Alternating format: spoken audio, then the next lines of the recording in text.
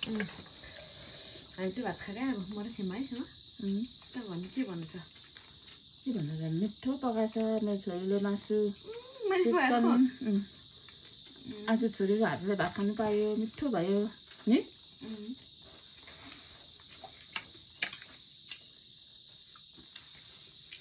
फेरि पनि आउनु होला एकदिन सुँगुरको मासु लिएर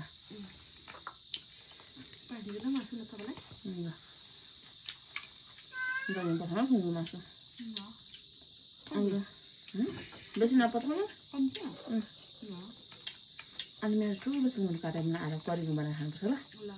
ठुलो छ नि मेरो सुँगुर दुइटा छ नि त्यतिखेर खानुपर्छ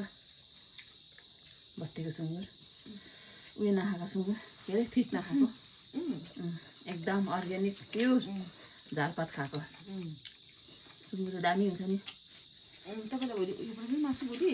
भयो गाडी हाल्नु पठाइदिनु ल्याउँछु बोक्छु अङ्कलले माथि होइन हाम्रो अङ्कल पठाएन नि त ल